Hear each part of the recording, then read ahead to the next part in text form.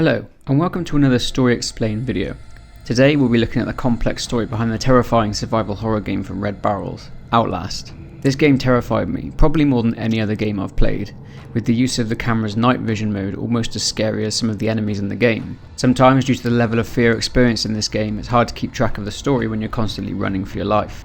If you enjoy this video, don't forget to leave a like, as it massively supports the channel. But anyway, that's enough with the intro, let's dive in, by starting with the plot as it happens in the actual timeline. 17th of September 2013, Colorado, USA.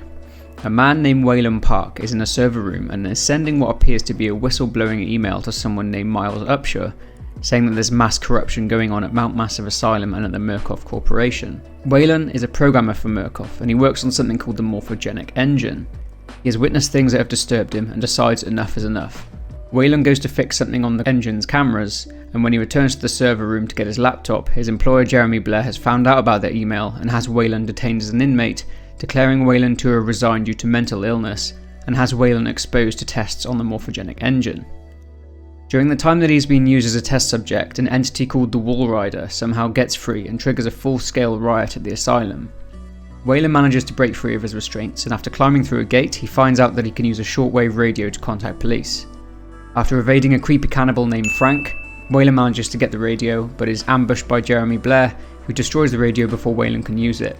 Jeremy knocks Wayland to the floor and runs off. Wayland then ends up in the vocational block and hears an inmate muttering to himself that he will offer Wayland to Gluskin as a sacrifice. He also refers to Gluskin as the groom. Wayland meets Gluskin, who chases Wayland, and Wayland falls into an elevator shaft, hurts his leg and now walks with a limp. Wayland tries to find refuge in an empty locker, but unfortunately Gluskin knows where he is and captures him. He drags Wayland somewhere and sprays a substance into the locker, making Wayland pass out. At this point, the man who Wayland sent the email to, Miles Upshur, has arrived. Miles is a freelance reporter. Miles scales the building with video camera in hand, but everything is, well, off. Miles soon discovers bodies, lots of them, murdered in brutal fashion, and finds inmates roaming the place. These inmates are known as variants. A soldier who is impaled on a spike tells Miles to escape, but before he can do so, Miles is ambushed by a huge variant named Chris Walker, who throws him through a first floor window to the ground below. A heavily injured Miles comes to, with a man dressed as a priest who calls himself Father Martin standing over him, saying that God has sent him an apostle, and says to Miles to guard his life as he has a calling. A note is found which states that Murkoff Hardline Security have issued a warrant to take control of the asylum due to the imminent danger of environmental contamination, which explains the dead soldier on the spike. Miles has to get out by opening the main doors from a security room, but as he's about to unlock them, he is sedated by Father Martin, who tells him that he cannot leave, that he has so much left to witness. Father Martin then directs Miles' attention to a security feed, which shows what seems to be some kind of supernatural entity taking out an entire squad of Murkoff security forces. Father Martin introduces the entity as the Walrider, the same Walrider in which Wayland saw earlier on. Waking up later in a padded cell, Miles manages to escape through the sewers, and after being chased multiple times, Miles is cornered, but saved by getting into a dumb waiter, saved by an unknown person. This person is an ex-Murkoff employee turned patient named Richard Traeger, who considers himself a doctor of sorts, and collects various body parts from patients.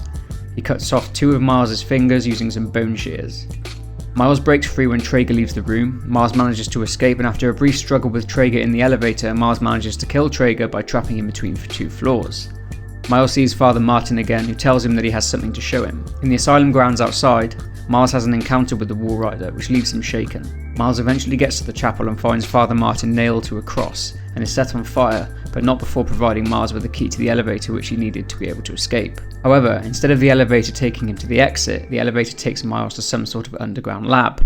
Miles is chased by the Walrider again, but runs straight into Chris Walker. Before Chris Walker can kill Miles, the Walrider kills Walker and disappears.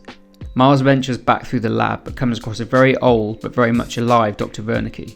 Dr. Wernicke is the man who created the Morphogenic Engine, which we'll discuss in more detail later, and was in charge of Project Walrider. Wernicke, has to be noted, was presumed dead due to a death certificate we found in the asylum. Essentially, Wernicke tells Miles that the Walrider exists due to experiments carried out on a patient named William, or Billy Hope. Wernicke also mentions that Miles needs to disable Billy's life support in order to kill the Walrider. Miles accomplishes this task, but is badly injured after being attacked by the Walrider. Miles stumbles out of the lab and runs into Dr. Wernicke, who is now accompanied by a squad of armed guards who shoot Miles, killing him. However, there's one more twist as the screen fades to black as the Walrider attacks the guards and presumably Dr. Wernicke too, killing them. Gott in Himmel. You have become the host. Jesus God, what is that thing?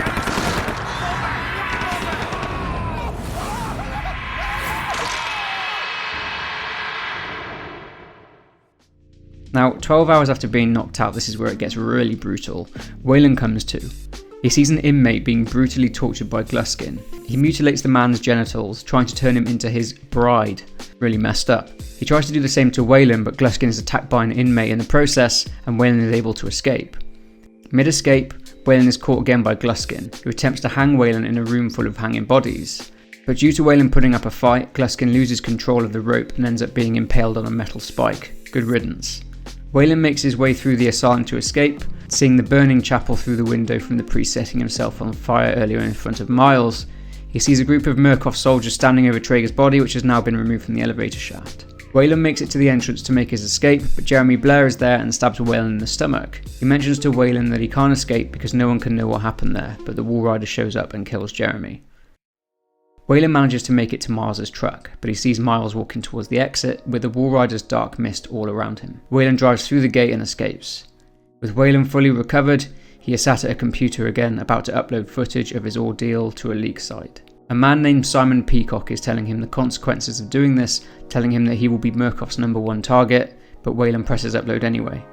The story continues beyond this and stretches to the comic book series titled The Murkoff Account, but we're not going to go that far in this video. So the first question we need to ask is, who are Murkoff?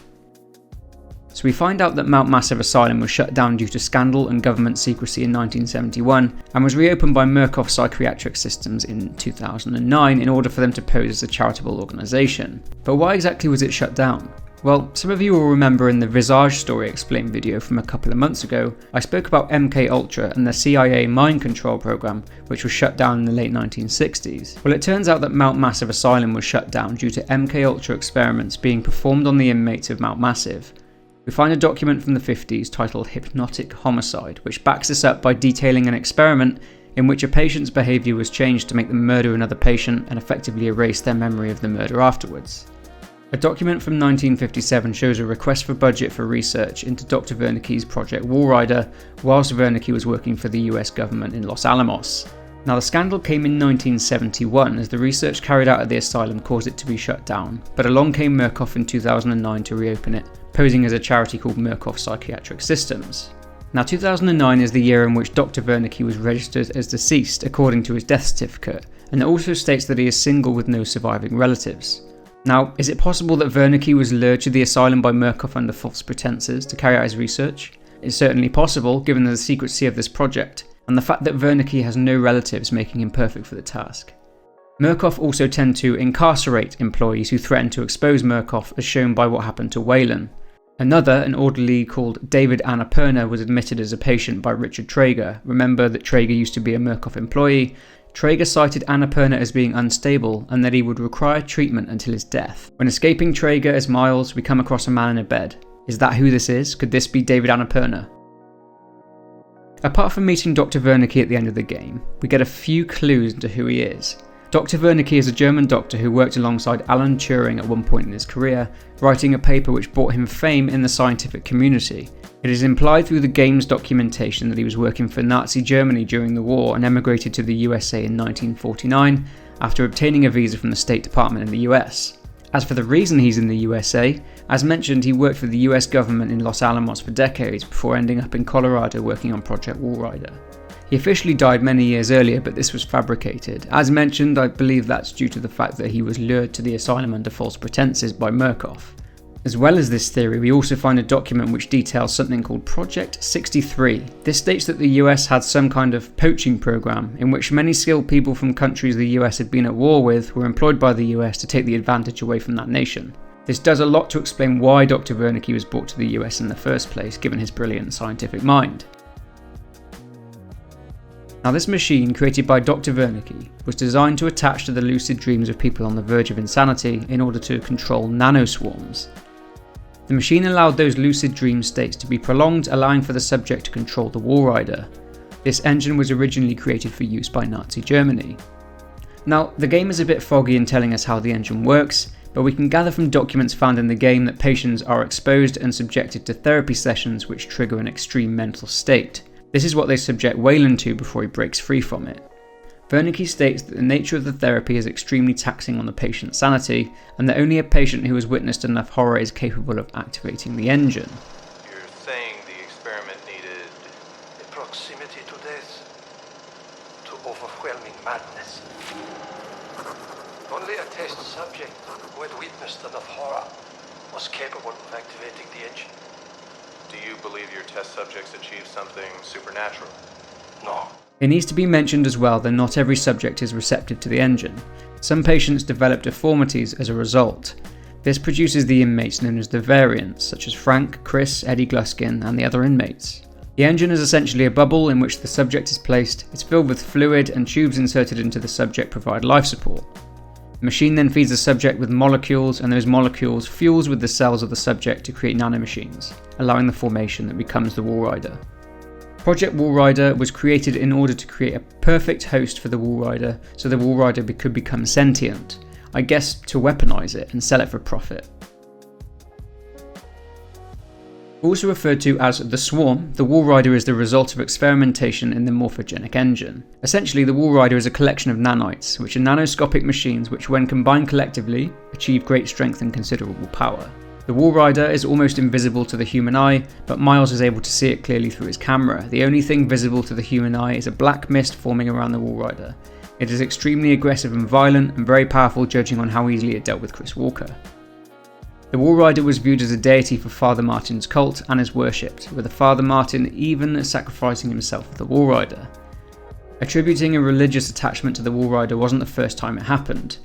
Dr. Wernicke mentions through conversation that in 1944, his colleagues thought that the Walrider was a spirit and he just let them go on believing it. We achieved something like this in 1944. Those fascists thought it was spirits, and I let them believe it. Let them kill themselves, thinking there was some kind of afterlife now empirically promised to them. Fools. Poor Alan. There is also a document which states that the Walrider is a demonic creature of German origin named Alp, Mara or Schrat. It also mentions that the word Mara means nightmare. In the case of the Walrider at the time of the game, it is being controlled by Billy Hope. It's mentioned in the game that Billy has self-directed lucid dream states. Now, if you're unsure what this means, it basically means that Billy is able to control what he's doing in his dreams, which made him a perfect test subject for the engine. In the same document, it mentions that Billy's mother has filed a lawsuit against Murkoff and Mount Massive, and that Billy is aware of this lawsuit. However, we find a document later which states that Billy's mother has had a heart attack. Billy is unaware. It's clear that Murkoff has paid off Billy's mother by paying for her operation and making a contribution to her church. Well, no. In a note that we find from 1938 written by a doctor, it reports on the work regarding Wernicke's Morphogenic Engine, and it also mentions cellular regeneration. When Miles killed Billy Hope, the Walrider got out and chose Miles as the sentient host. When Miles ran into Dr. Wernicke and the group of soldiers, he was shot, but the nanites repaired his wounds. But how did Miles become the perfect host for the Walrider? Miles became the perfect host because, as mentioned before, the subject needs to be put on the verge of insanity. The amount of horror that Miles had seen probably put him very close to insanity, making him a perfect host. If you want to find out what happened to Wayland Park, then that is detailed in the Murkoff account if you want to check that out. I may reference it when I do the story eventually for Outlast 2, but that's it for this one. Guys, if you have enjoyed, please remember to leave a like and subscribe to the channel for support as we push towards 1,000 subscribers. But for now, take care, and I'll see you in the next one.